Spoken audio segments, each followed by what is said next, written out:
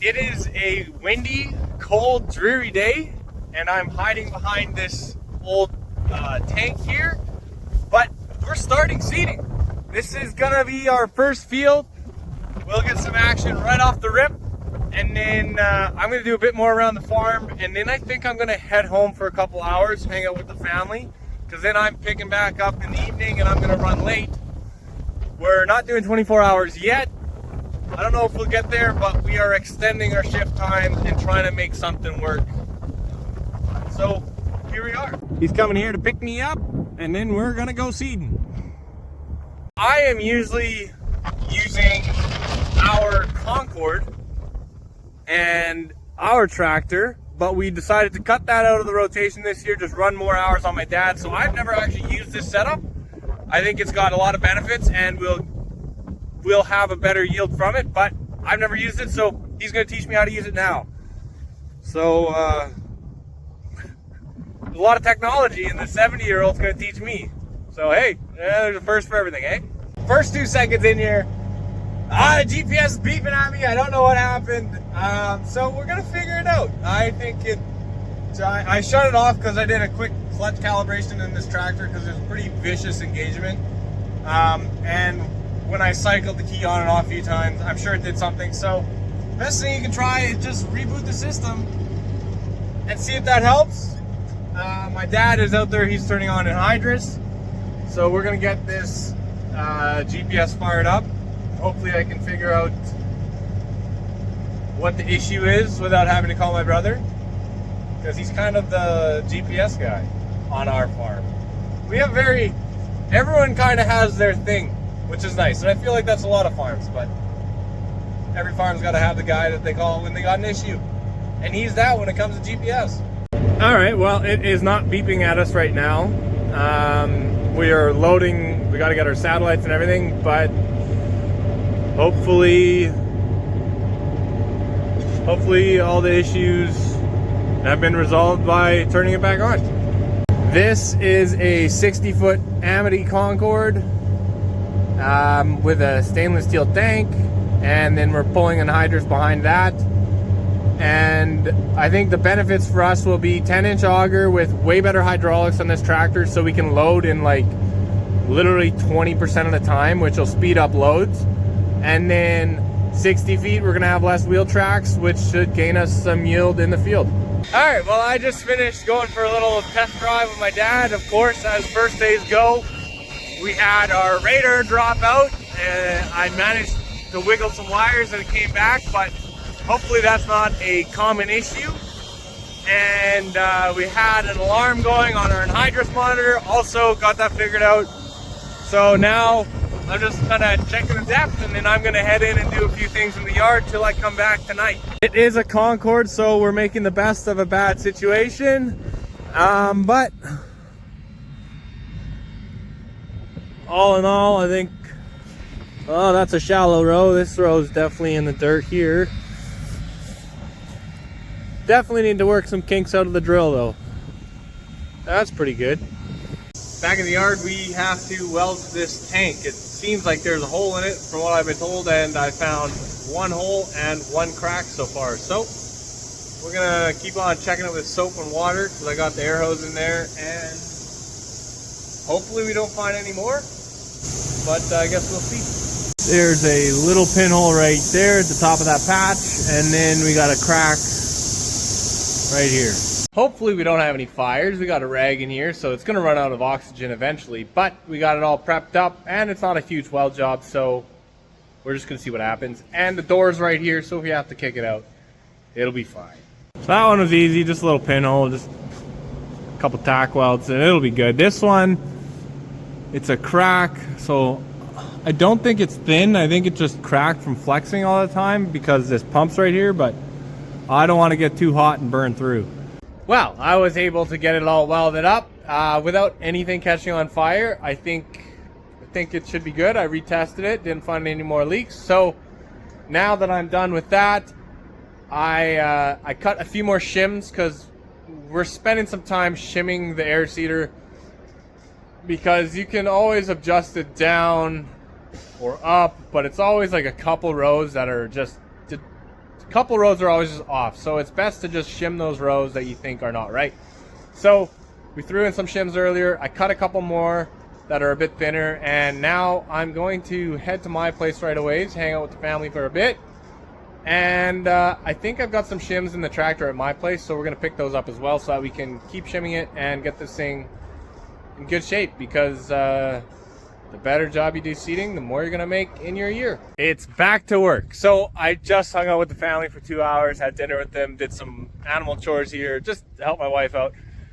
Try to do it when I can, because it's not going to be able to be every night. So, and we're just starting. So it worked out well, and I'm really happy to hang out with the kids and my family. But now, back to work. I got to be at the plant or air seeder in an hour, and I'm quickly going to try and fix the hydraulic outlets on this tractor before I get out there. So let's get into it. I diagnosed a couple days ago why the hydraulic outlets kept popping out.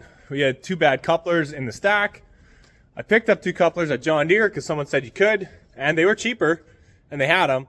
So now, back in here, we're gonna go find the tractor, quickly change it.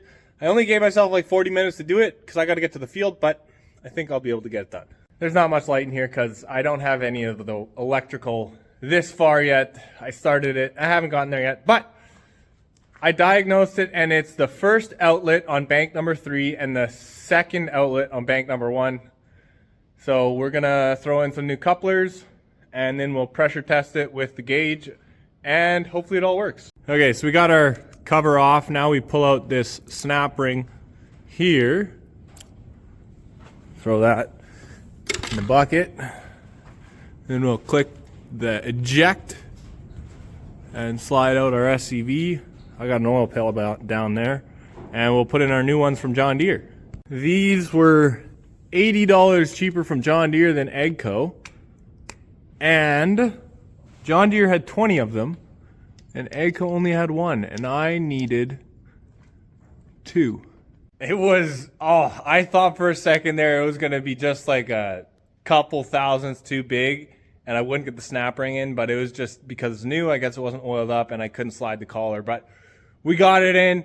It fits. I hope it worked. We are cutting it close on time. I got about 10 minutes left, pushing it till I got to get out of here. We've changed the couplers. Now we are going to fire up the 765C here and just check and make sure that those couplers that I changed aren't bleeding back pressure, and then we know it's good and it won't kick out your hydraulic hoses. That thing sounds so good. All right, get to work. All right, well, I tested both outlets on both hydraulic circuits that were giving me an issue, just to make sure that they were all good and it wasn't magically the other outlet now. So they all worked good. Let's quickly clean up our tools, throw them back in the shop, and head out to the main yard so I can hop on the planter. And I'm probably, or air seeder, and I think I will probably just run it till, I don't know, 2 o'clock this morning, something like that. I made it to the, I'm so excited, and I'm out of breath because I've been running. I made it to the farm in perfect timing, like 8:57 or something. So now I am hooking up to the anhydrous tank. I found this nice little twig that's helping hold up my hitch, and now we'll get hooked up and head out to the field. These tanks are heavy, but the old Duramax, nothing she can't do.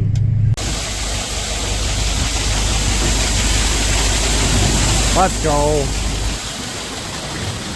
All right, now it's just us, guys, and this is the first time that I am running this, at least by myself.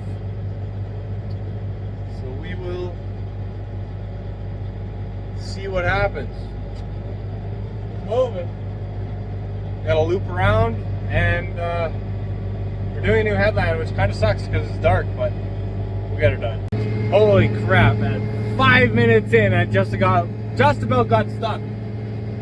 I'm not used to seeding with a 2-track, and they're fantastic, but if it's slippery, holy smoke, you're hooped. So I'm gonna get out, take a look at what we just did, make sure we had no damage, and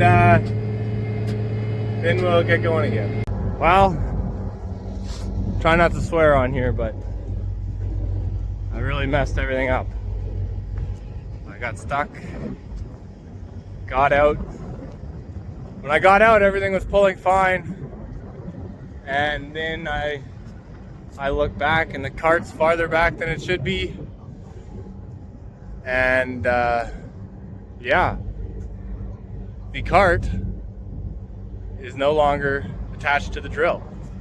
So electrical's toast, hydraulics are toast, and hydrosline's toast.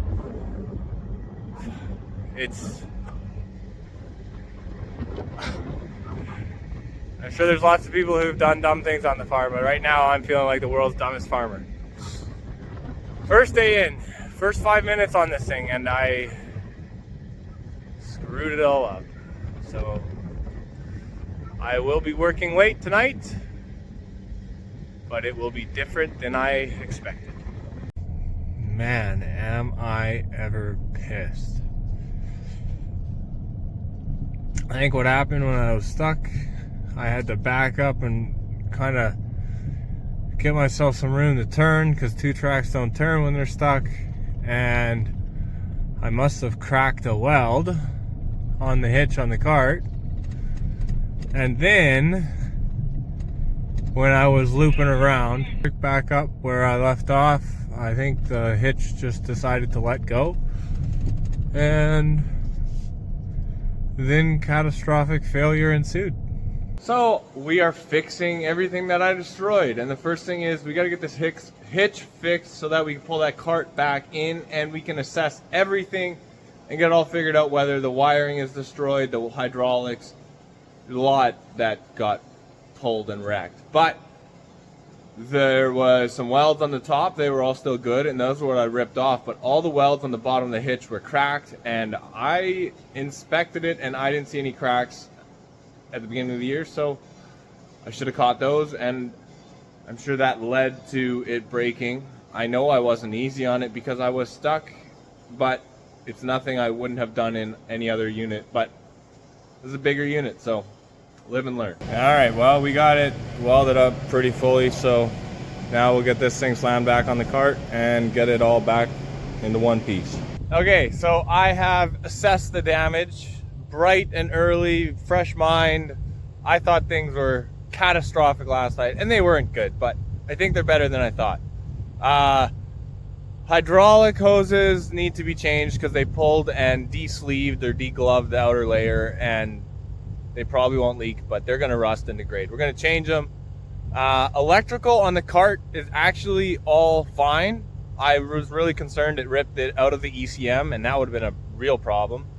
It pulled apart a connector on the Airseeder side, and it pulled apart a connector on this side, but I think that was just a connector for lights, so worst case scenario, screw the lights. And we need to get a new section of anhydrous hose. Now we're going to go and take a look at the Airseeder and see how bad it is there, because I think we had a lot more electrical damage on the Airseeder. Damage assessment on the cart. This wiring harness, well, it's completely off the Airseeder. That end goes to the cart. There's a few kind of scraped wires we'll have to fix. Got to figure out where this all goes. I think this goes to the blockage monitors and then anhydrous. And then that is my power, which is what ripped out.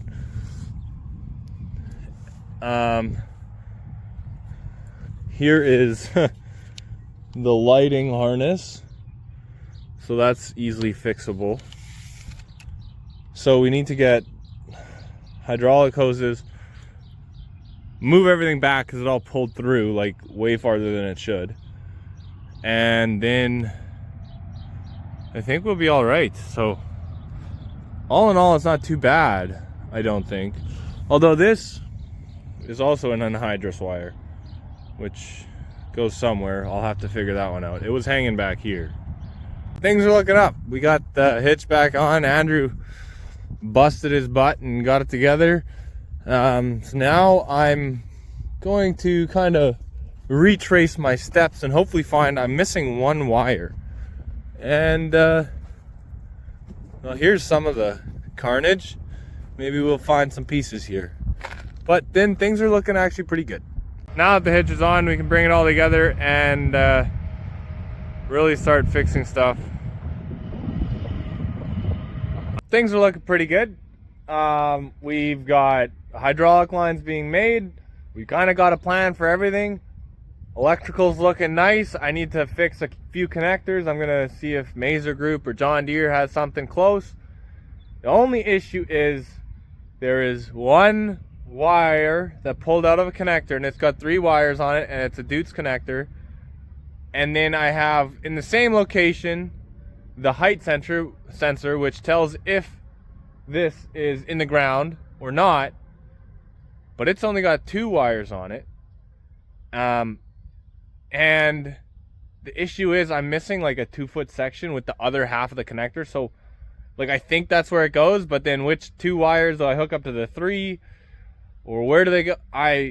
That's the only issue I'm having right now. So we're gonna run back out to the field maybe and take a look again, see if I can't find it in the dirt.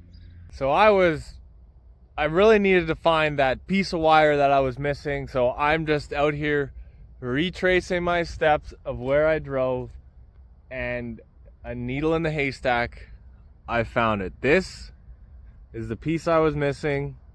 2 wires going in, 3 going out. We can see that it's got that plug there. So I know I can rule out that 1 wire, and because it's just an on-off switch, as long as we hook up the other 2 wires, it shouldn't matter the polarity, because it's just power going in, power going out. Now I just got to get some Deutsch connector wiring stuff, and we'll be back in business. Hopefully we'll have hydraulic lines here in an hour or 2.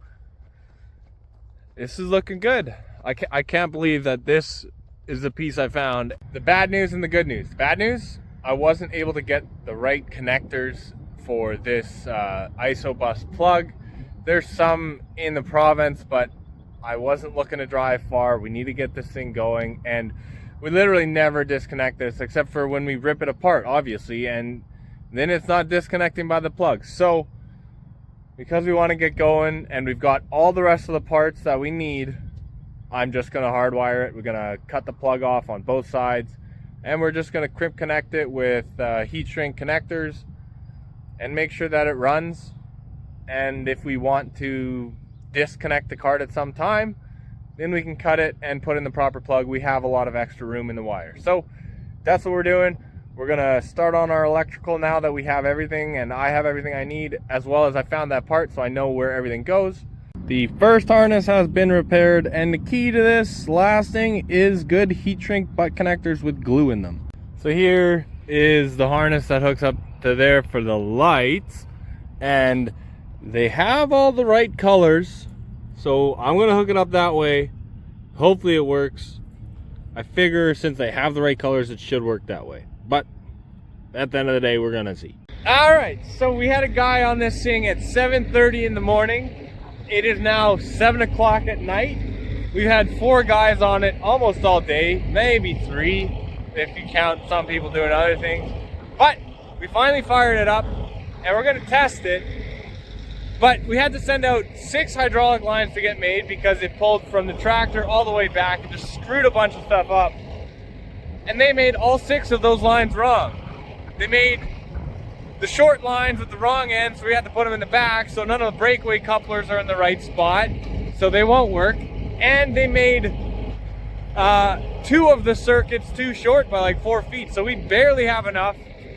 It should work, but they really, for $2,700 worth of hydraulic lines, that's not what you want. So as far as we can test out here now, everything seems to be working. Once we get out to the field, we'll be able to make sure that our anhydrous turns on, that it's doing the right rate, and that when we drop it in the ground, it kicks on your air card. So there's a few things left in the air, but all in all, I think we're in good shape.